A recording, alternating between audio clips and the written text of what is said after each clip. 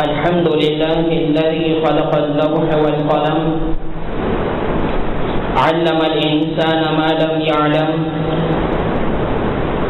والصلاة والسلام على رسوله الذي أرسل إلى العرب والعجم وعلى آله وصحبه الذين هم بحور العلوم والحكم. أما بعد فأعوذ بالله من الشيطان الرجيم. بسم الله الرحمن الرحيم. يا أيها الذين آمنوا إن تتقوا الله يجعل لكم فرقانا. وقال النبي صلى الله عليه وسلم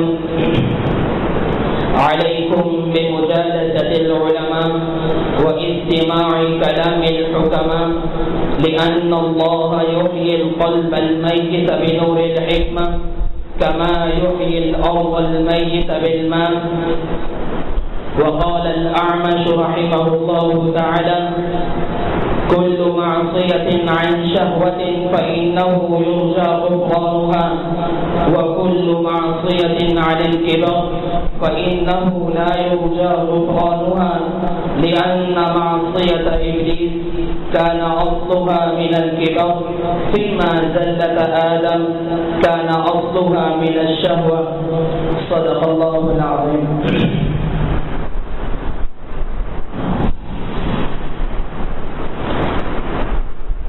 اصطلاح میں دو لفظ استعمال ہوتے ہیں، ایک کو عقائد کہتے ہیں جسے نظریہ بھی کہتے ہیں، اور دوسرا لفظ اعمال کی اصلاح کے لیے استعمال ہوتا ہے جسے تزکیہ نفس بھی کہتے ہیں. اگر انسان کے عقائد خراب ہو جائیں تو اس کی مغفرت ممکن نہیں، اس کے لیے جنت میں جانا ممکن نہیں، اس لیے کہ عقیدے کی خرابی سے ایمان کی خرابی لازم آتی ہے، اور جس کا ایمان خراب ہو جائے اس کا جنت میں داخلہ ممکن نہیں. لیکن اگر انسان کے اعمال خراب ہو جائیں تو اللہ کا قانون یہ ہے کہ سزا بھگتنے کے بعد پھر وہ جنت میں داخل ہوگا. لیکن اگر اللہ تعالیٰ معاف کرنا چاہے تو معاف کر سکتے ہیں. وہ بادشاہ ہے، جسے چاہے معاف کر دے، جسے چاہے پکڑ لے، اس سے کوئی پوچھنے والا نہیں. لیکن عقیدہ اگر انسان کا خراب ہو جائے تو عقیدے کی خرابی کی وجہ سے بخشش ممکن نہیں. مثال کے طور پر اگر کوئی شخص کسی ولی کی کرامت کو دیکھے اور ولی کی کرامت کو دیکھ کر ولی کے آگے ہی سر جھکا کر بیٹھ جائے کہ جو کچھ کرے گا یہ ولی ہی کرے گا، ولی کے علاوہ کوئی نہیں کرے گا، تو اس کا عقیدہ خراب ہو گیا. حضرت مریم علیہ السلام کو کمرے میں بند کر حضرت زکریا علیہ السلام نبوت کا کام کرنے کے لیے باہر تشریف لے جاتے ہیں، اور جب واپس آتے ہیں تو دیکھتے ہیں کہ مریم کے پاس انگوروں کا ایک گچھا ہے کہ مریم اسے کھا رہی ہے اور موسم بھی نہیں ہے. تو مریم سے پوچھتے ہیں انا لکی ھذا، یہ کہاں سے آیا؟ تو مریم کہتی ہے کہ قالت هو من عند اللہ، یہ اللہ تعالیٰ کی طرف سے آیا ہے، اللہ نے مجھے دیا ہے. تو حضرت زکریا علیہ السلام مریم کی اس کرامت کو دیکھ کر اللہ کے سامنے جھک جاتے ہیں، اللہ سے مانگتے ہیں. لیکن عیسائیت میں مریم علیہ السلام کی اس کرامت کو دیکھ کر مریم کے سامنے جھک گئے کہ جو کچھ کرے گی وہ مریم کرے گی، مریم کے علاوہ کوئی نہیں کرے گی. تو علم کے بغیر وہ مریم کے سامنے جھک گئے تو ان کا عقیدہ خراب ہو گیا. جب عقیدہ خراب ہو گیا تو مغفرت ممکن نہیں. لیکن دوسری چیز وہ اعمال کی اصلاح ہے کہ انسان اپنے اعمال کی درستگی پر کوشش کرے اور محنت کرے. اگر انسان کے اعمال خراب ہو جائیں تو مغفرت ممکن ہے، یہ نہیں کہ اس کی مغفرت ممکن نہیں، مغفرت ممکن ہے. لیکن اگر اس کے اعمال ٹھیک ہو جائے تو وہ براہ راست سیدھا جنت میں جائے گا. تو اسی کو اللہ تعالیٰ فرماتے ہیں کہ یا ایھا الذین آمنوا اتقوا اللہ، کہ تقوی کیا چیز ہے، تقوی کا معنی کیا ہے، نمبر 2 تقوی کی علامات کیا ہیں، نمبر 3 تقوی کے فائدے اور انعامات اللہ کی طرف سے جو ملیں گے وہ کیا ہیں؟ متقی کی صفات کیا ہیں؟ متقی کی صفات کیا ہیں؟ تو تقوی کا معنی بالکل آسان اور سیدھا سادے الفاظوں میں آپ کو بتاؤں کہ جو شخص اپنے آپ کو صغیرہ گناہوں سے بچائے، اپنے آپ کو کبائر سے بچائے، یہ شخص متقی ہے۔ اس کا یہ ہرگز مطلب نہیں کہ متقی سے گناہ نہیں ہوتا۔ جس طرح یہ متقی ہے، اسی طریقے سے وہ گناہگار شخص جو گناہوں کی زندگی میں لت پت ہے، اگر اپنی زندگی سے توبہ طائب ہو جائے تو یہ شخص بھی متقی ہے۔ حضرت شاہ حکیم محمد اختر صاحب رحمۃ اللہ علیہ فرماتے تھے کہ متقی بننا بہت آسان ہے۔ جس طرح تمہارا وضو ٹوٹ جاتا ہے، تم وضو ٹوٹنے کے بعد وضو بنا لیتے ہو، تم سے گناہ ہو جائے تو گناہ ہونے کے بعد توبہ کر لو تو متقی بن جاؤ گے۔ جس طرح وضو ٹوٹنے کے بعد وضو کرنا آسان ہے، تو متقی تقوی حاصل کرنے کے بعد اگر گناہ ہو جائے تو توبہ کرنے کے بعد دوبارہ متقی بن جاؤ گے۔ تو جس طرح وضو کرنا آسان، اسی طرح متقی بننا بھی آسان ہے۔ تو تقوی کا معنی تو ایک یہ ہے کہ انسان گناہ ہی نہ کرے تو یہ متقی ہے، اور اگر گناہ ہو جائے تو اپنے گناہ پر فوراً نادم ہو جائے اور شرمندہ ہو جائے اور اللہ کے سامنے توبہ طائب ہو جائے تو یہ دوبارہ متقی بن جائے گا۔ اس کو فرمایا ان تتقوا اللہ، کہ تم اگر اللہ سے ڈرنے والے ہو جاؤ، تم اللہ سے خوف اپنے دل میں رکھنے والے بن جاؤ۔ لیکن بعض صوفیاء کرام نے بہت خوبصورت انداز میں تقوی کی تعریف کی ہے۔ فرمایا نیکی کی ابتدا مشقت سے ہے، اس کی انتہا لذت پر ہے۔ گناہ کی ابتدا لذت سے ہے، اس کی انتہا مشقت پر ہے۔ اس چیز نیکی کی مشقت کو برداشت کر کر نیکی کی لذت کی طرف جانا اور گناہ کی لذت کو ہیج کر کر اس کی مشقت سے بچ جانے کا نام تقوی ہے۔ میں پھر عرض کرتا ہوں کہ نیکی کی ابتدا مشقت سے ہے، اس کی انتہا لذت پر ہے۔ انسان سردی کے اندر تہجد کی نماز کے لیے اٹھے کتنا مشکل ہے، یا آج کل کے کلچر کے اعتبار سے فجر کی نماز کے لیے آئے کتنا مشکل ہے۔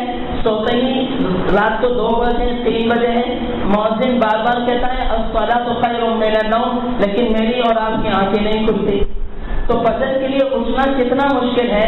تو نیکی کی ابتدا مشقت سے ہے، لیکن اس کی انتہا لذت پر ہے کہ انسان کو دنیا میں بھی نیکی کی لذت ملتی ہے اور موت کے وقت بھی لذت ملتی ہے، اور آخرت میں ہے ہی لذت ہی لذت۔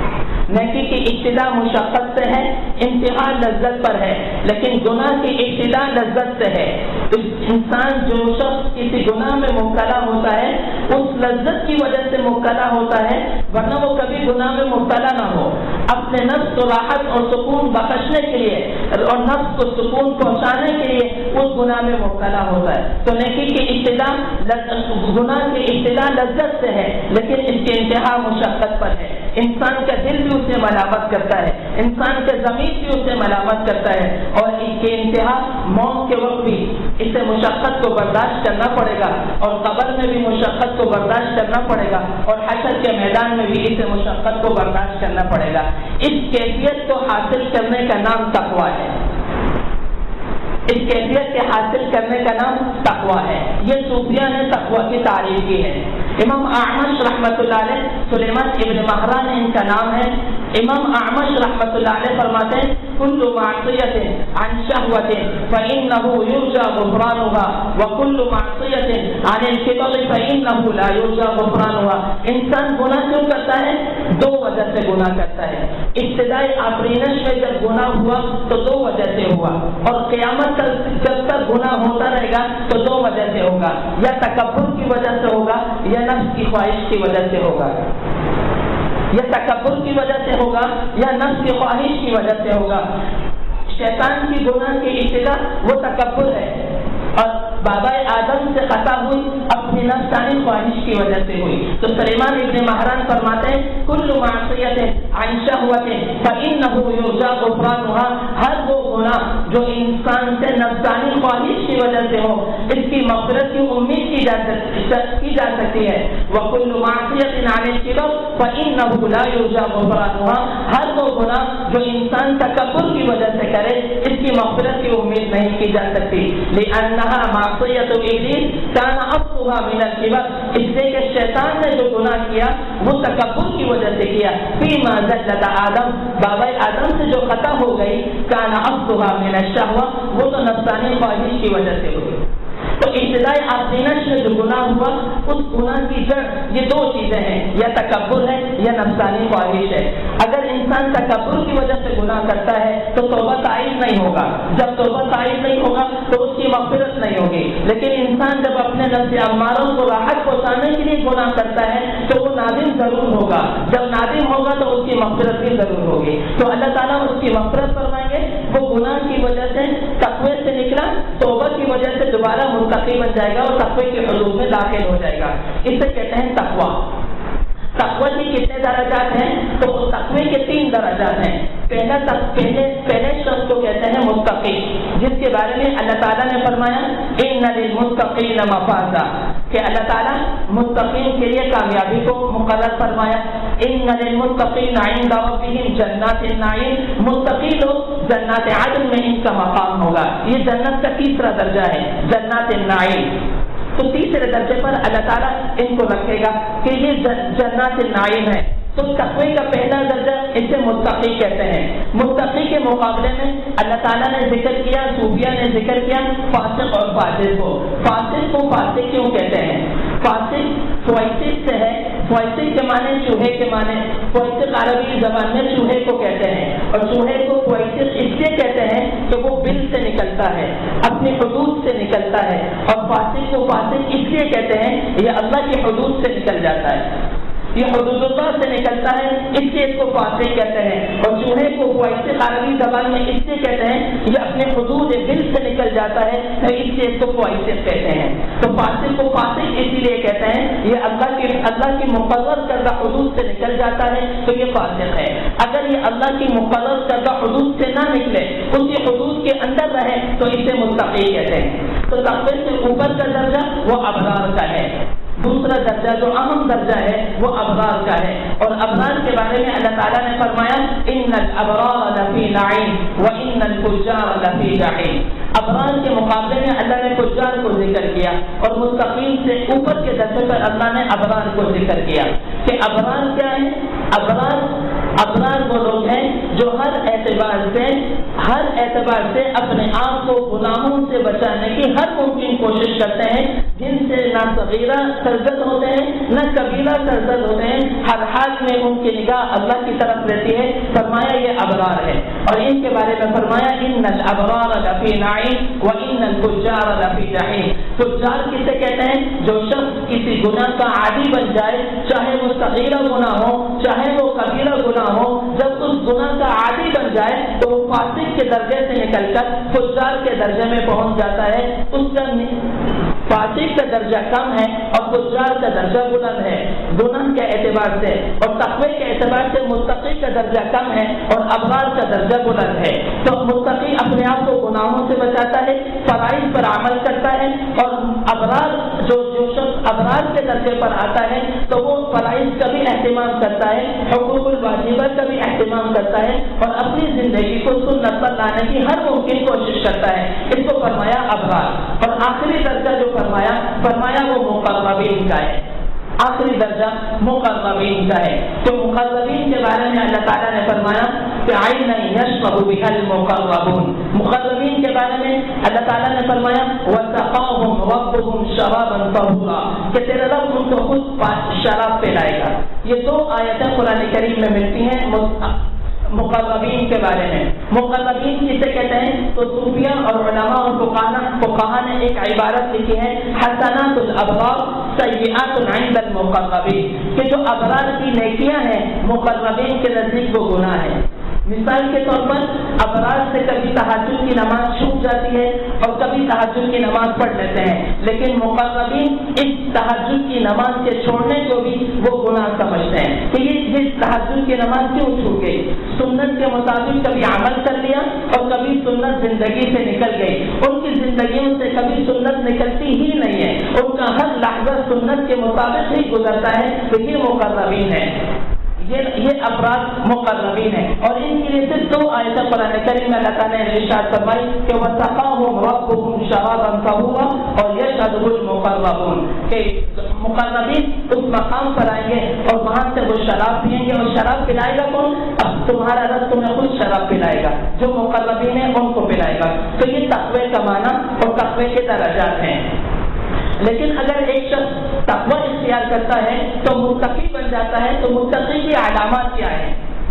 مجھے کیسے پتہ چلے گا کہ میں متقی ہوں یا جن سے میرا تعلق ہے یہ تقوی والا ہے یا نہیں؟ تو اللہ تعالیٰ نے ارشاد فرمایا الذین ينفقون فی السراء والضراء، یہاں سے اللہ تعالیٰ متقی کی صفات کو ذکر کر رہے ہیں کہ الذین ينفقون فی السراء والضراء، متقی لوگ وہ ہیں جو ہر حالت میں اللہ کے راستے میں خرچ کرتے ہیں، خوشی کی حالت ہو تب بھی اللہ کے راستے میں خرچ کرتے ہیں، غمی کی حالت ہو تب بھی اللہ کے راستے میں خرچ کرتے ہیں، تنگ دستی کی حالت ہو تب بھی اللہ کے راستے میں خرچ کرتے ہیں، مال کی فراوانی ہو تب بھی اللہ کے راستے میں خرچ کرتے ہیں، دن کا اجالا ہو تب بھی اللہ کے راستے میں خرچ کرتے ہیں، رات کا اندھیرا ہو تب بھی اللہ کے راستے میں خرچ کرتے ہیں۔ اللہ کے راستے میں خرچ کرنے سے چوکتے نہیں ہیں، اللہ کے راستے میں خرچ کرنے سے چوکتے نہیں ہیں، بس ہر حال میں اللہ کے راستے میں خرچ کرتے ہیں۔ فرمایا الذین ينفقون فی السراء والضراء والکاظمین الغیظ، اور اپنے غصے پر کنٹرول کرتے ہیں۔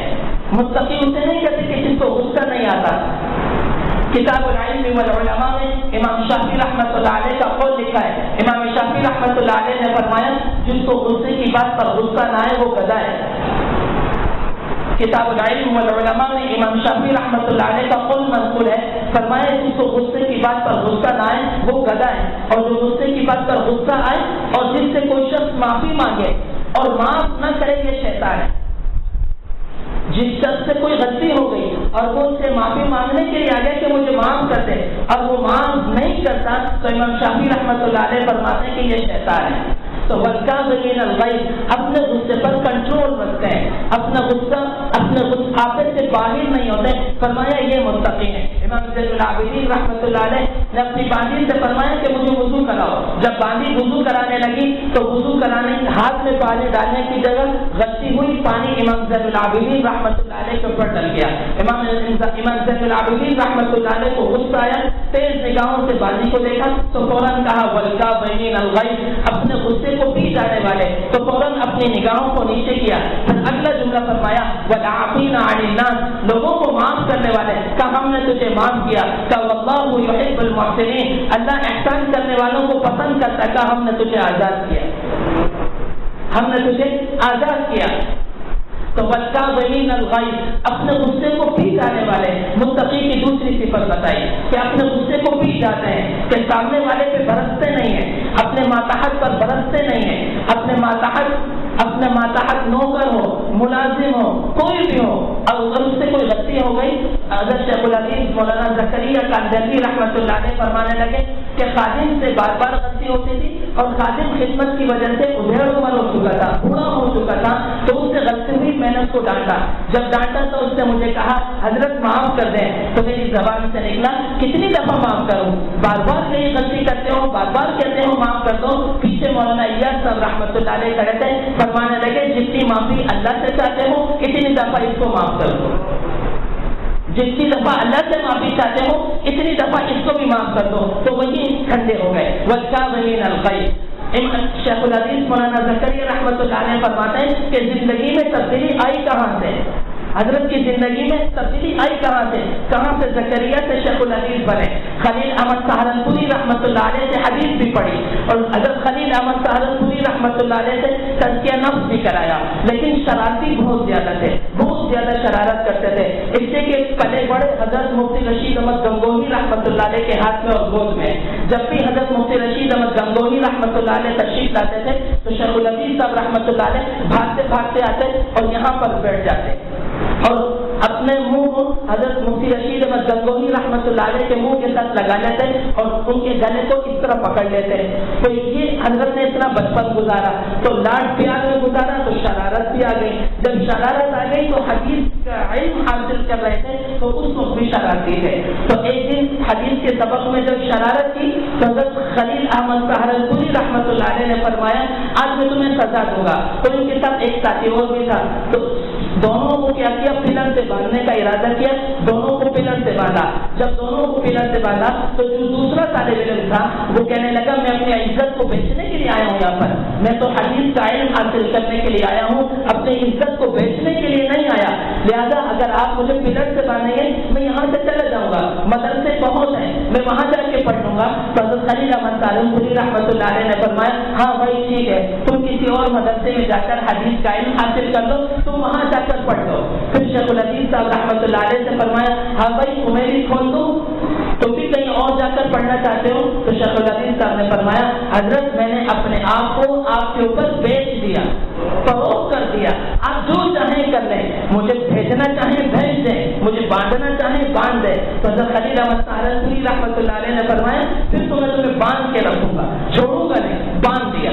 جب باندھ دیا تو شیخ الحدیث صاحب رحمۃ اللہ علیہ فرماتے ہیں وہ وقت آیا کہ میں پلر سے تو بتا تھا لیکن علماء نے مجھے اپنے کندھوں پر اٹھایا. علماء نے مجھے اپنے کندھوں پر اٹھایا اور جب علماء نے مجھے اپنے کندھوں پر اٹھایا تو مجھے وہ وقت یاد آیا کہ جب مجھے حضرت خلیل احمد سہارنپوری رحمۃ اللہ علیہ نے پورے مدرسے کے سامنے ایک پلر سے باندھا اور کھولنے کا نام ہی نہیں لیا تو تیری سزا یہی ہے کہ تو یہاں بندہ رہے گا. تو کہا اس باندھنے نے مجھے شیخ الحدیث بنایا اور علماء نے مجھے کندھوں پر اٹھایا. تو والصابرین الغیظ اپنے غصے کو پی جانے والے, والعافین عن الناس اور لوگوں کو معاف کر دینے والے. حبار بن الاسود رضی اللہ تعالی عنہ فتح مکہ کے بعد, مکہ فتح ہو جانے کے بعد حبار بن الاسود رضی اللہ تعالی عنہ نبی اکرم صلی اللہ علیہ وسلم کی خدمت میں تشریف لائے اور فرمانے لگے اللہ کے رسول اگر کوئی شخص زمانہ اسلام سے پہلے, اسلام کو قبول کرنے سے پہلے کوئی بڑا جرم کر لے, اسلام لانے کے بعد کیا اس کا جرم معاف ہو جائے گا؟ تو آپ صلی اللہ علیہ وسلم نے فرمایا ہاں اس کا جرم معاف ہو جائے گا. تو فرمانے لگے آپ کی بیٹی کا قاتل حبار بن الاسود آپ کے سامنے موجود ہے, مجھے اسلام قبول کروا کر باعث اسلام کر دیں, مجھے مسلمان کر دیں اور اپنی بیٹی کا جرم معاف کر دیں. آپ صلی اللہ علیہ وسلم نے بیٹی کے قاتل کو معاف کر دیا, حبار بن الاسود رضی اللہ تعالیٰ عنہ کو, اور مسلمان کر دیا. حضرت وحشی ابن حرب حضرت وحشی رضی اللہ تعالیٰ عنہ ساری زندگی میں ایک دفعہ نبی اکرم صلی اللہ علیہ وسلم کا دیدار کر سکے اور وہ بھی نقاب پہن کر آئے اور فرمانے لگے اللہ کے رسول اگر اسلام سے پہلے کسی نے کوئی جرم کیا ہو اور اسلام کو نقصان پہنچانے کی کوشش کی ہو پھر وہ اسلام قبول کر لے, کیا اس کا وہ جرم, اس کا وہ نقصان, اس کا وہ گناہ معاف ہو جائے گا؟ آپ صلی اللہ علیہ وسلم نے فرمایا ہاں. تو انہوں نے نقاب اتارا اور اتار کر فرمایا اللہ کے رسول وحشی ابن حرب آپ کے سامنے حاضر ہے, آپ کے چچا کا قاتل حمزہ رضی اللہ تعالیٰ عنہ. آپ صلی اللہ علیہ وسلم نے پہلا سوال پوچھا حمزہ کو تم نے اپنے ہاتھ سے قتل کیا؟ کہا جی اللہ کے رسول حمزہ کو میں نے اپنے ہاتھ سے قتل کیا. دوسرا سوال پوچھا کیا حمزہ کے سینے کو تم نے اپنے ہاتھ سے چاک کیا؟ کہا ہاں حمزہ کے سینے کو میں نے اپنے ہاتھ سے چاک کیا. تیسرا سوال پوچھا کیا حمزہ کے جگر کو تم نے اپنے ہاتھ سے کاٹا تھا؟ کہا جی اللہ کے رسول اپنے ہاتھ سے کاٹا تھا. کہ ہندا اس کو چبائے. آپ صلی اللہ علیہ وسلم نے فرمایا تمہارا اسلام قبول ہے, میں نے تمہیں معاف کر دیا. والعافین عن الناس. لیکن آپ صلی اللہ علیہ وسلم نے فرمایا بس ایک کام کرنا, میرے سامنے آ کر نہ بیٹھنا, بس سے خوش بیٹھنا. 2 سال 8 ہجری میں ایمان لے کر آ رہے ہیں، 10 ہجری میں آپ صلی اللہ علیہ وسلم حج فرمائیں گے، 10 ہجری کے بعد 85 دن آپ زندہ رہیں گے۔ صرف ایک دفعہ آپ صلی اللہ علیہ وسلم کا دیدار ہوا سامنے سے آ کر، جب یمامہ کی لڑائی ہوئی تو حضرت وحشی رضی اللہ تعالیٰ عنہ نے وہی نیزہ نکالا جس سے حضرت حمزہ رضی اللہ تعالیٰ عنہ کو شہید کیا تھا، تو اس کو تیز کیا، پھر زہر لگایا، کہنے لگے اس نیزے سے میں نے اسلام کے سب سے بڑے شیر کو قتل کیا، آج اسی نیزے سے اسلام کے سب سے بڑے دشمن کو قتل کروں گا۔ اور اس نیزے کو خوب تیز کیا، اس کی لچک کو خوب آزاد کیا، اور پھر یمامہ کی لڑائی میں گئے تو جس طرح احد کے میدان میں حضرت حمزہ رضی اللہ تعالیٰ عنہ کو تلاش کر رہے تھے، تو یمامہ کی لڑائی میں مسلمہ کذاب کو تلاش کر رہے تھے، کہنے لگا اس سے ایک ہی کو قتل کروں گا، کسی اور کو قتل نہیں کروں گا۔ جب امام بخاری روایت کرتے ہیں کہ وہ دونوں ایسی جگہ پر کھڑا تھا، یہاں سے بھی دیوار، یہاں سے بھی دیوار، پیچھے سے بھی دیوار، حملہ کرنے کا ہم صرف فرنٹ ہے، سامنے کا حصہ ہے کہ یہاں سے حملہ کیا جا سکتا ہے۔ دور جا کر حضرت وحشی رضی اللہ تعالیٰ عنہ نے نیزے کو گھمایا اور یہ کہہ کر نیزہ چھوڑا کہ اسلام کے سب سے بڑے شیر کو اس سے قتل کیا، اسلام کے سب سے بڑے دشمن کو بھی اس سے قتل کروں گا۔ تو جب نیزہ چھوڑا تو سینے پر آ کر لگا، منہ کے بل مسلمہ کذاب زمین پر گرے، اور ابو دجانہ رضی اللہ تعالیٰ عنہ جنہیں احد کے میدان میں نبی کریم صلی اللہ علیہ وسلم نے ذوالفقار نامی تلوار عطا کی کہ یہ تلوار تم لے لو، اور کچھ کی شرائط بتائی، تو آپ صلی اللہ علیہ وسلم کی تلوار لے کر حضرت ابو دجانہ رضی اللہ تعالیٰ عنہ نے احد کے معرکے کو فتح کیا، تو یہاں پر ابو دجانہ رضی اللہ تعالیٰ عنہ نے مسلمہ کذاب کے 20 سر پر حملہ کر کر اس کے سر کے 2 ٹکڑے کر دیے۔ تو یہ حضرت وحشی رضی اللہ تعالیٰ عنہ ہے جو اپنے کیے ہوئے پر پچھتا رہے تھے اور کہنے لگے اللہ کے رسول میں سے یہ معاملہ ہو گیا، مجھے معافی مل جائے گی، تو فرمایا ہم نے تمہیں معاف کیا، والعافین عن الناس، لوگوں کو معاف کرتے ہیں، لوگوں کو معاف کرتے ہیں۔ یہ الذین ينفقون فی السراء والضراء، اللہ کے راستے میں خرچ کرنے سے چوکتے نہیں ہیں، والکاظمین الغیظ، اپنے غصے کو پی جانے والے، والعافین عن الناس، اور لوگوں کو معاف کرنے والے، واللہ یحب المحسنین، اور جن لوگوں سے غلطی ہو جائے انہیں پر احسان والا معاملہ کرتے ہیں، انہیں کو نوازتے ہیں۔ تو فرمایا والعافین عن الناس واللہ یحب المحسنین۔ آگے اللہ تعالیٰ نے ایک جملہ ارشاد فرمایا والذین اذا فعلوا فاحشۃ، جب ان متقی لوگوں سے کوئی برا کام ہو جائے، یہ صفت ذکر کر رہے ہیں متقی کی، اور یہاں تفسیر میں علماء نے لکھا ہے کہ متقی آدمی سے کبھی کبھی اتنا بڑا گناہ ہو جاتا ہے جو معاشرے میں انسان زبان پر نہیں لا سکتا، معاشرے میں اور دوستوں میں اور گیدرنگ میں بیٹھ کر اس کو انسان اپنی زبان پر نہیں لا سکتا، کبھی کبھی اتنے بڑے بڑے گناہ بھی ہو جاتے ہیں۔ فرمایا فاحشہ سے مراد وہی بڑے گناہ ہیں جس کو انسان ہر اعتبار سے چھپانے کی کوشش کرتا ہے اور انسان اس کو ذکر کرنے سے بھی گھبراتا ہے۔ فرمایا فاحشہ سے مراد وہ گناہ ہے۔ تو متقی سے کبھی ایسے گناہ بھی ہو جاتے ہیں تو فرمایا والذین اذا فعلوا فاحشۃ او ظلموا انفسهم، اور کبھی ایسے گناہ ہو جاتے ہیں جس کا وبال صرف انسان کی اپنی ذات تک ہوتا ہے، وہ متعدی نہیں ہوتا۔ بسا اوقات انسان سے ایسے گناہ ہوتے ہیں کہ وہ متعدی ہوتے ہیں، اپنے آپ کو بھی سزا ملتی ہے، اولاد کو بھی سزا ملتی ہے، اس گناہ کی سزا انسان خود بھی بھگتتا ہے، اس گناہ کی سزا اولاد بھی بھگتتی ہے۔ وہ ایک شعر ہے، اس شعر میں شاعر کہتا ہے خطائیں عمر رفتہ کی سزائیں عمر حاضر کو، کیا عجب انصاف ہے، کرنا کہاں بھرنا کہاں، کرنا کہاں بھرنا کہاں، کرتا کہاں ہے اور بھرتا کہاں ہے۔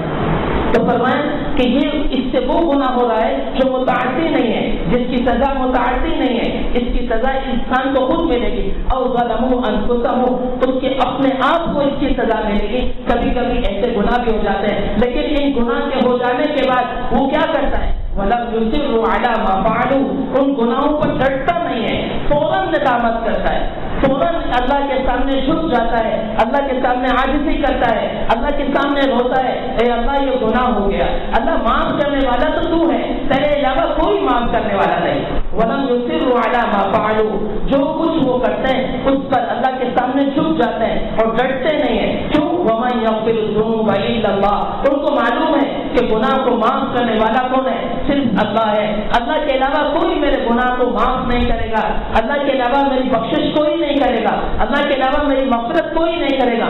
مغفرت کرنے والا صرف اللہ ہے، معاف کرنے والا صرف اللہ ہے۔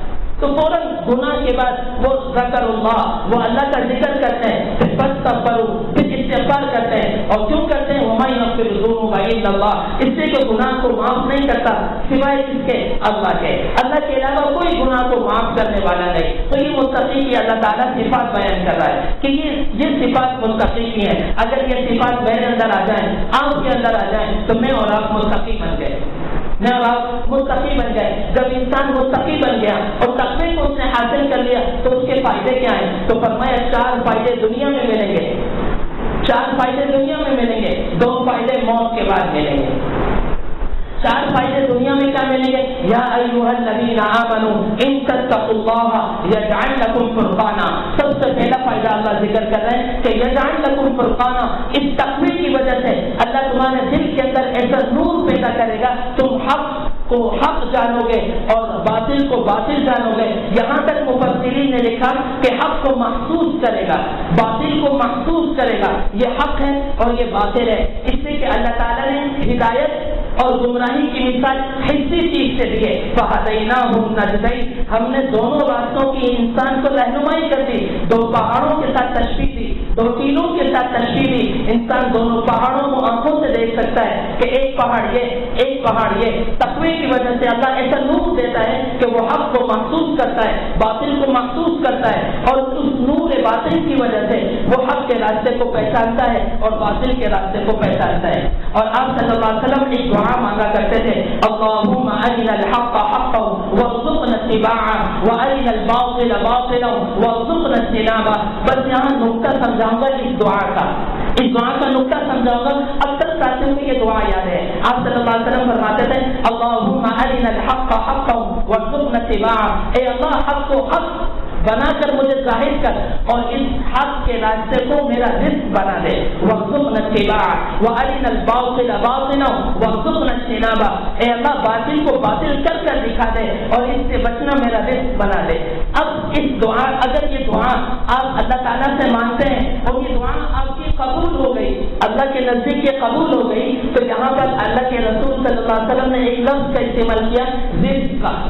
وارزقنا اتباعه، اس کی اتباع میرا رزق بنا دے. اور حدیث میں آتا ہے کہ انسان کی موت اس وقت تک نہیں ہوگی جب تک اس کا رزق مکمل نہیں ہو جائے گا. تو اسے اس وقت تک اللہ موت نہیں دے گا جب تک حق اس کا رزق نہ بنا دے. اللہ حق پر چلنا اس کا رزق نہ بنا دے، اللہ اس کو موت نہیں دے. اس لیے آپ صلی اللہ علیہ وسلم نے فرمایا وارزقنا اتباعه وارنا الباطل باطلا وارزقنا اجتنابه، کہ اللہ باطل کو باطل کر کر دکھا تاکہ اور اس سے بچنا میرا رزق بنا. اور اللہ کے رسول صلی اللہ علیہ وسلم نے فرمایا انسان کو موت نہیں آئے گی جب تک اس کا رزق مکمل نہیں ہو جائے. اور انسان کا رزق کس کے پاس ہے؟ اللہ کے پاس. وما من دابة في الأرض إلا على الله رزقها أو يعلم مستقرها ومستودعها. تو انسان کا رزق اللہ کے پاس ہے اور انسان کا رزق مکمل اس وقت جب ہوگا تو اس کی موت بھی اس وقت آئے گی جب حق راستہ اس کا رزق بن جائے گا اور حق راستہ تو حق راستے کو یہ پہچان لے گا اور محسوس کر لے گا، تب اللہ اس کو موت دے گا. اس سے پہلے اللہ اس کو موت بھی نہیں دے گا اگر اس کی یہ دعا قبول ہو گئی. اس سے اپنی دعاؤں میں ایک یہ دعا بھی شامل کر لو، اسے صبح شام مانگا کرو اللہ سے کہ اللہم ارنا الحق حقا وارزقنا اتباعه. اگر یہ دعا قبول ہو گئی میرا اور آپ کا کام بن جائے گا. جس طرح رزق کا ذمہ اللہ کے اوپر ہے تو حق کے اوپر چلانا بھی اللہ کے ذمہ ہو جائے. پہلا فائدہ تو یہ بتایا کہ یا ایھا الذین آمنوا ان تتقوا اللہ یجعل لکم فرقانا. اللہ تمہارے دل کے اندر نور کو پیدا کرے گا، اس نور کے ذریعے سے تم حق کو پہچانو گے اور باطل کو پہچانو گے، حق کو محسوس کرو گے، باطل کو محسوس کرو گے، حق پر چلنا تمہارے لیے آسان ہو جائے گا. اور پھر فرمایا دوسرا فائدہ کہ ومن یتق اللہ یجعل له مخرجا. جب انسان تقوی اختیار کرتا ہے تو کسی گناہ کی پاداش میں، کسی مصیبت میں اگر وہ پھنس جاتا ہے تو اس مصیبت سے نکلنے کا راستہ اس تقوی کی وجہ سے اللہ اس کو دے دیتے ہیں کہ اس مصیبت سے نکلنے کا راستہ اس تقوی کی وجہ سے ملے گا. اگر اس کے پاس تقوی نہیں ہوگا تو یہ مصیبت میں جزا اور فضا کرے گا. خلق الانسان ہلوعا، انسان کو ہم نے علو پیدا کیا. اذا مسہ الشر جزوعا واذا مسہ الخیر منوعا. انسان کے پاس جب خیر پہنچتی ہے تو اسے چھپا چھپا کے رکھتا ہے اور ڈھک ڈھک کر رکھتا ہے. بیوی کو بھی کہتا ہے کسی کو بتانا نہیں، ہمارے پاس اتنی نعمتیں ہیں، ہمارے پاس اتنے پیسے ہیں، اگر تمہارے پاس کوئی پیسے مانگنے آ جائے تو کہہ رہا ہوں ہم تو پہلے ہی تم سے مانگنے کے لیے آئے تھے، تم ہم سے مانگنے آ گئے۔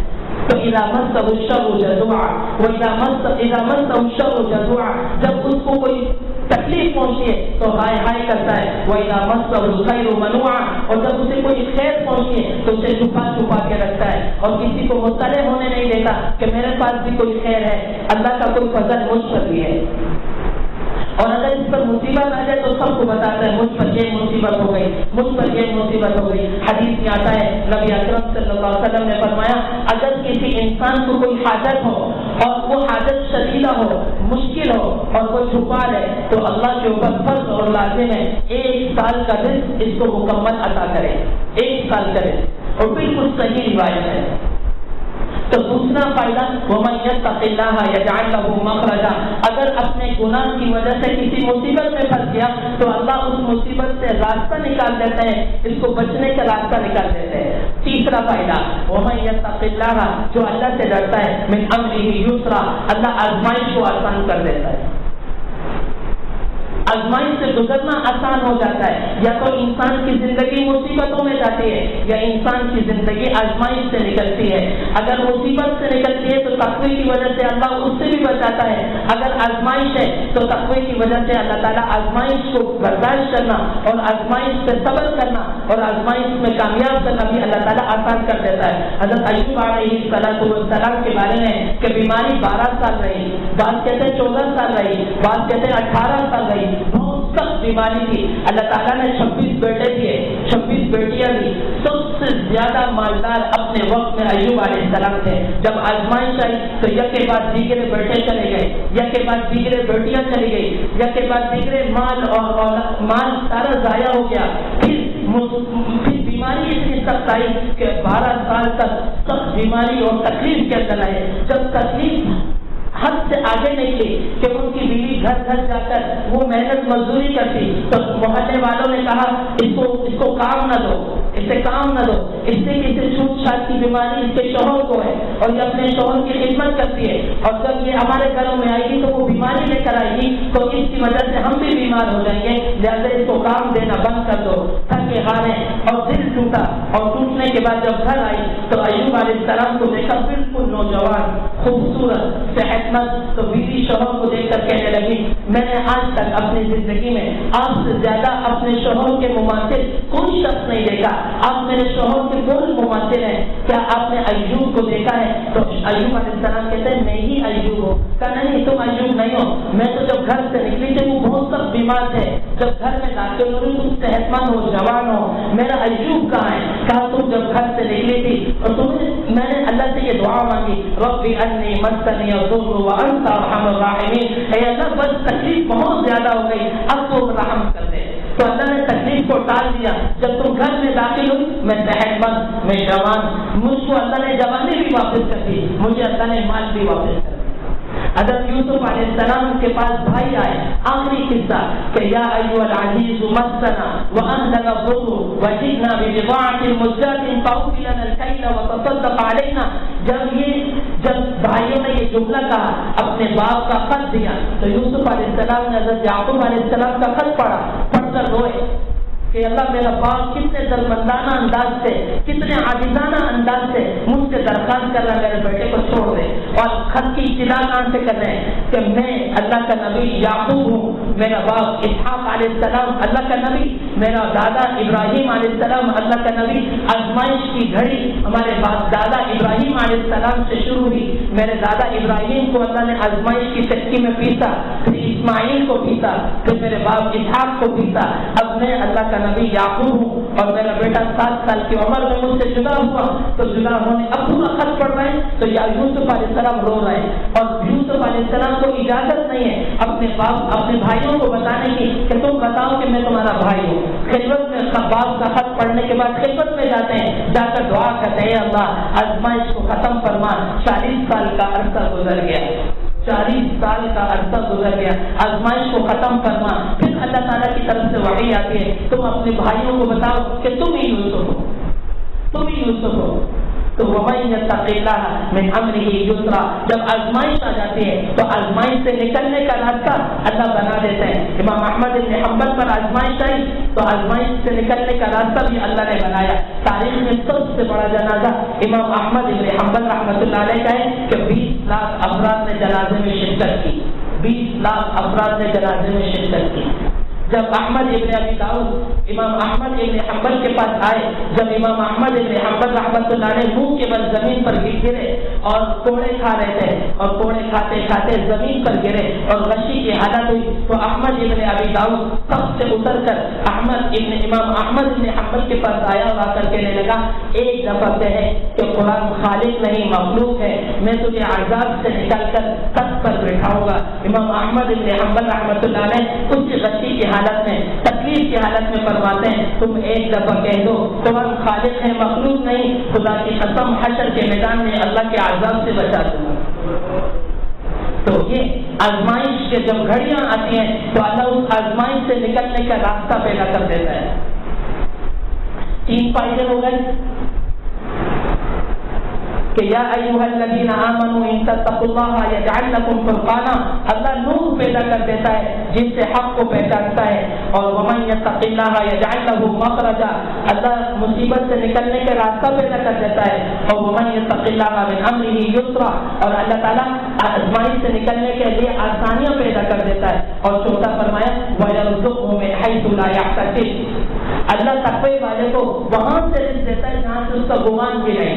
حضرت سید احمد علی لاہوری رحمۃ اللہ علیہ یہاں بطور لطیفے کے اور عزم مذاق کہتے تھے کہ عوام الناس کو اللہ تعالیٰ وَيَرْزُقُهُ مِنْ حَيْثُ يَحْتَسِبُ دیتے ہیں، ان کی گمان کے مطابق دیتا ہے۔ کسی بھی سے پوچھو بھائی آپ کا گزارا کیسا چل رہا ہے تو اس کے دماغ میں آفس ہوگا کہ میری نوکری بہت اچھی چل رہی ہے۔ حضرت کے مثال دیتے تھے کہ آفس ہے تو 20,000 25,000 مل رہے ہیں، زمیندار ہے تو کہتا ہے زمین کی فصلیں آتی ہیں تو بہترین گزارا چل رہا ہے۔ مولوی سے آ کے پوچھتے ہیں مولوی صاحب آپ کا گزارا کہتا ہے بھاڑے لگی ہے لا يحتسب ويرزقه من حيث لا يحتسب، اللہ وہاں سے دیتا ہے جہاں سے گمان بھی نہیں۔ تو یہ تقویٰ ہے، تقویٰ اختیار کرو من حيث لا يحتسب، اللہ وہاں سے دے گا جہاں سے انسان کو گمان بھی نہیں۔ تو 4 فائدے ہیں اللہ دنیا میں دیتا ہے۔ میں اور آپ کیوں پریشان ہیں؟ روزی کے لیے پریشان ہے۔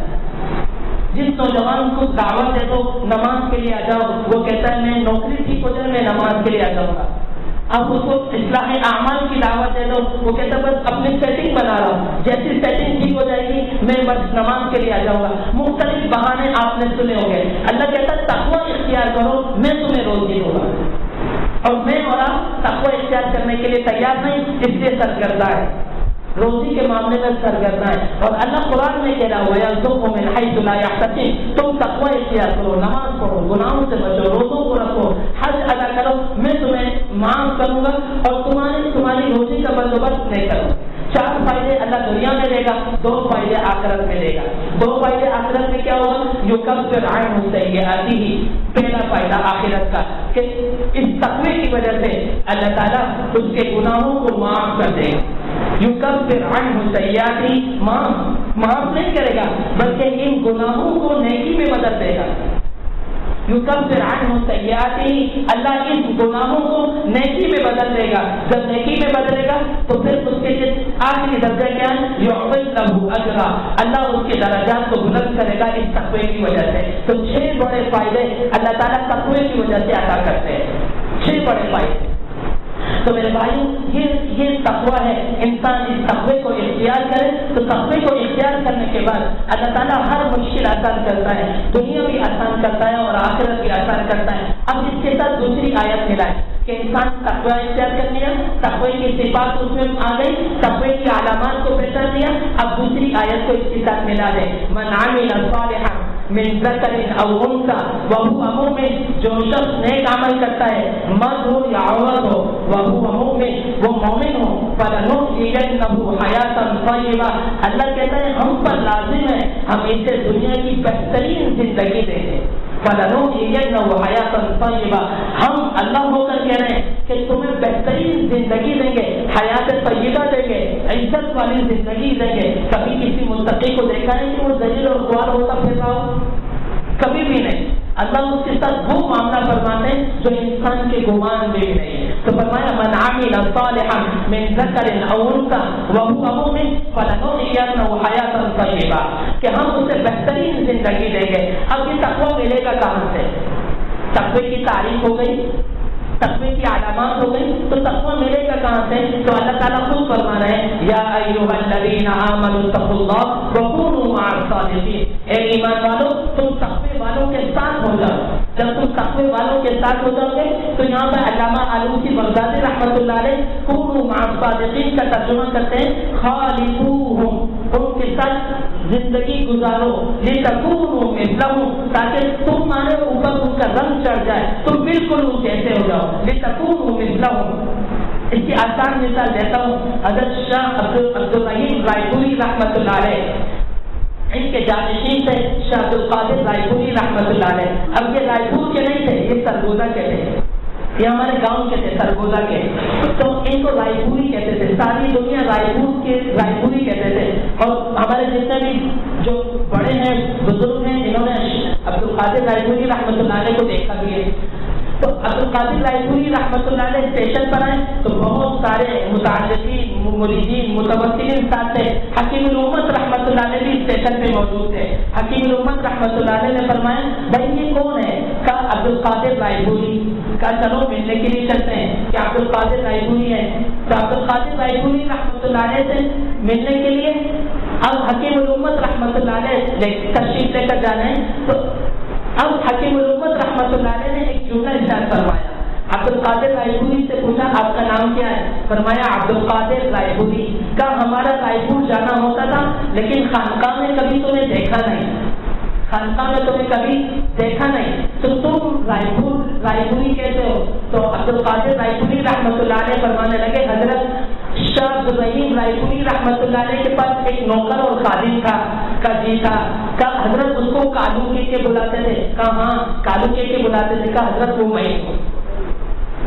اس وقت مجھے کالو کے بلاتے تھے, اب مجھے عبدالقادر رائے پوری کہہ کر بلاتے ہیں. تو خالطوہم لتکونوا مثلہم, کہ تم ان کے ساتھ زندگی گزارو تاکہ تم ان جیسے ہو جاؤ. آپ کو آخری بات بتاتا ہوں. حضرت بھی تشریف ہے, حضرت شقیق بلخی رحمۃ اللہ علیہ, ان کے شاگرد ہے حاتم الاسم رحمۃ اللہ علیہ. حاتم الاسم رحمۃ اللہ علیہ اپنے استاد کے پاس 32 سال رہے. شقیق بلخی رحمۃ اللہ علیہ کے پاس 32 سال گزرنے کے بعد حضرت شقیق بلخی رحمۃ اللہ علیہ نے حاتم الاسم کو فرمایا بھائی تمہیں میرے پاس کتنا عرصہ ہو گیا؟ فرمانے لگے 32 سال ہو گئے. کہا 32 سال میں تم نے میرے سے کیا سیکھا؟ کہا 8 باتیں سیکھی. تو کہنے لگے انا للہ و انا الیہ راجعون. تو 32 سال میرے پاس رہے اور تم نے صرف 8 باتیں سیکھی, 8 کے علاوہ کچھ نہ سیکھا. میری زندگی کے صبح اور شام کے سارے ایام تم پر ضائع ہو گئے. چلو وہ 8 باتیں تم مجھے بتاؤ جو تم نے 8 باتیں سیکھی ہے. بس دل کے کانوں سے یہ 8 باتیں سنے. حضرت حاتم الاسم رحمۃ اللہ علیہ فرماتے ہیں حضرت میں نے دنیا میں دیکھا ہر شخص کا کوئی محبوب ہے, ہر شخص کسی نہ کسی محبوب سے محبت کرتا ہے. پھر میں نے ان کی زندگیوں کو ٹٹولا اور جانچا تو پتہ چلا وہ محبوب موت تک اور قبر تک ہے. وہ موت کے بعد اس سے جدا ہو جاتا ہے اور محبوب قبر تک آتا ہے, دفنانے کے بعد واپس چلا جاتا ہے. پھر میں نے اللہ کا قرآن دیکھا تو جب اللہ کا قرآن پر غور کیا تو غور کرنے کے بعد مجھے پتہ چلا نیکی ایک ایسی چیز ہے جو دنیا میں بھی میرے پاس رہے گی, قبر میں بھی میرے پاس رہے گی, حشر میں بھی میرے پاس رہے گی, وزن اعمال میں بھی میرے پاس رہے گی, صراط کو کراس کرتے وقت بھی میرے پاس رہے گی, یہاں تک کہ میں جنت میں داخل ہو جاؤں. تو میں نے نیکی کو اپنا محبوب بنا لیا, میں نے نیکی کو اپنا محبوب بنا لیا. پھر فرمانے لگے حضرت میں نے لوگوں کی زندگیوں کو غور سے دیکھا تو ہر شخص قیمتی مال کو محفوظ کر کے رکھتا ہے. سونا ہے, چاندی ہے, پیسہ ہے, اسے محفوظ کر کے رکھتا ہے اور کسی کو بھنک لگنے نہیں دیتا کہ وہ محفوظ وہ قیمتی چیز کہاں ہے. تو پھر میں نے اللہ کا قرآن دیکھا تو اللہ اس میں کہہ رہا ہے جو تمہارے ہاتھ میں وہ خرچ ہونے والا ہے, جو اللہ کے ہاتھ میں وہ باقی رہنے والا ہے. تو مجھے جو بھی قیمتی چیز نظر آئی میں نے اسے صدقہ کر کر اللہ کے ہاتھ میں دے دیا کہ میرا ہاتھ سے پناہ ہے, اللہ کے ہاتھ کو بقا ہے, قیامت کے دن جا کے اللہ سے لے لوں گا.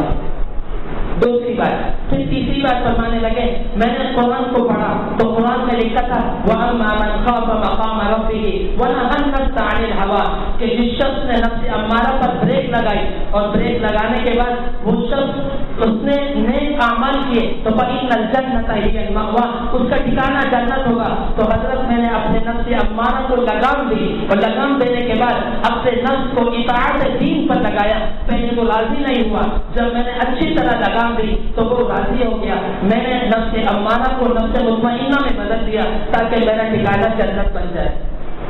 चौथी बात, फिर फरमाने लगे लोगों का रुझान देखा कि लोगों का रुझान माल और दौलत पर है और बड़े बड़े खानदानों में शादियां करने पर है ताकि वो लोगों के नजदीक बड़े इज्जत वाले बन जाए, बड़े मकाम वाले बन जाए। फिर मैंने अल्लाह का कुरान देखा तो अल्लाह के कुरान में लिखा था इन्ना अक्रमकुम इंदल्लाहि अत्काकुम, कि अल्लाह के नजदीक सबसे ज्यादा इज्जत वाला वो शख्स है जो सबसे ज्यादा तकवे वाला है। तो मैंने तकवे को इख्तियार कर लिया ताकि मैं अल्लाह के नजदीक इज्जत वाला बन जाऊं। दुनिया वालों को मैंने छोड़ दिया, चाहे दुनिया वालों के नजदीक में इज्जत वाला हूँ या ना हूँ, मुझे इसकी कोई परवाह नहीं, मैं अल्लाह के नजदीक इज्जत वाला बन जाऊं।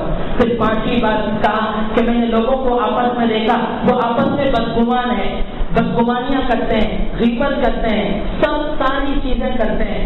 और बदगुमानी क्यों करते हैं? फिर मैंने अल्लाह को कुरान देखा तो अल्लाह के कुरान में लिखा था कि अल्लाह ताला फरमाते हैं कि मैंने लोगों में खुद हर चीज को तकसीम किया, खानदान को तकसीम किया, रिज़्क़ को तकसीम किया ताकि लोगों के लिए जरिया आमदनी हो और लोगों के गुजर बसर का जरिया हो। तो फिर जब मैंने ये सारी चीजें देखी तो मैंने किस्मत को अपना लिया कि सारी चीजें किस्मत पर है और किस्मत पर राजी हो गया और लोगों पर बदगुमानी करना छोड़ दी। जो मेरे मुकद्दर में लिखा है वो मुझे मिलेगा, जो मेरे मुकद्दर में नहीं है वो मुझे नहीं मिलेगा। किसी ने खूबसूरत लफ्ज़ कहा इंसान युसीबुका तुसीबुका वलौ काना तहत जबलैन, अगर तुम्हारे नसीब में है तुम्हें मिलेगा अगर से वो दो पहाड़ों के नीचे क्यों ना हो। वह इंसान ला युसीबुका ला तुसीबुका वलौ काना तहत जबलैन, अगर तुम्हारे नसीब में नहीं है तो तुम्हें नहीं मिलेगा अगर से तुम्हारे होंठ के नीचे क्यों नहीं है। क्या खूबसूरत बात इरशाद फरमाई। तो 5 बातें हो गई। छठी बात फरमाया मैंने लोगों को देखा आपस में दुश्मनी करते हैं, एक दूसरे का नाहक कत्ल भी करते हैं, एक दूसरे का माल भी छीनते हैं, सब चीजें करते हैं। फिर मैंने अल्लाह का कुरान देखा तो उसमें मुझे नजर आया इन्ना शैतान लिल-इंसान अदुव्वुम मुबीन, कि शैतान इंसान का दुश्मन है। तो फिर मैंने शैतान को अपना दुश्मन बना लिया और लोगों से अपनी नजर को हटा लिया कि इस दुश्मन से बच गया तो मैं कामयाब हो जाऊंगा और अगर इस दुश्मन से ना बचा तो मैं नाकाम हो जाऊंगा। फिर फरमाया 7वीं बात कि रोटी के टुकड़े के लिए, पेट को भरने के लिए, 2 टकों को हासिल करने के लिए लोग हराम कामों में मुब्तला होते हैं, हराम आमदनी में मुब्तला होते हैं और हराम कमाने की कोशिश करते हैं। फिर मैंने अल्लाह का कुरान पढ़ा तो अल्लाह ने लिखा वमा मिन दाब्बतिन फिल अर्दि इल्ला अला अल्लाहि रिज़्क़ुहा व यअलमु मुस्तक़र्रहा व मुस्तौदअहा, मैंने अपने आप को उन कामों में लगाया जो अल्लाह ने मेरे ऊपर लगाया और अपने रिज़्क़ को अल्लाह के ज़िम्मे छोड़ दिया, इससे कि वो अल्लाह के ऊपर है और इताअत मेरे ऊपर है। तो इताअत को खुद बजा लाया और रिज़्क़ को अल्लाह के ज़िम्मे छोड़ दिया। और आखिरी बात फरमाने लगे मैंने लोगों को देखा कि वो आर्जी और फना होने वाली चीजों पर भरोसा करते हैं, आर्जी और फना होने वाली चीजों पर भरोसा करते हैं, कोई मकान पर, कोई जायदाद पर, कोई दौलत पर, कोई किसी चीज पर, कोई किसी चीज पर, आर्जी चीजों पर भरोसा करते हैं। मैंने अल्लाह का कुरान देखा तो अल्लाह के कुरान में भी मुझे मिला जो अल्लाह पर भरोसा करता है अल्लाह उसके लिए काफी हो जाता है। तो मैंने आर्जी चीज को छोड़ दिया और अपना भरोसा अल्लाह पर कर लिया ताकि जब मैं अल्लाह पर भरोसा करूंगा तो मेरे लिए अल्लाह काफी हो जाएगा। तो हज़रत शकीक बरकी रहमतुल्लाह अलैह ये 8 बातें सुनकर फरमाने लगे कि खुदा की कसम जिसमें ये 8 बातें आ गई कुरान के तमाम उलूम और मारिफ को वो जानने वाला होगा और जिसके अंदर ये 8 बातें ना आई वो कुरान के उलूम और मारिफ से महरूम रहेगा। फरमाया तुमने 32 साल का हक अदा किया। अल्लाह ताला जो मैंने कहा सुना और आपने सुना अल्लाह ताला उस पर अमल करने की तौफीक अता फरमाए। मुराक़बा होगा उसके बाद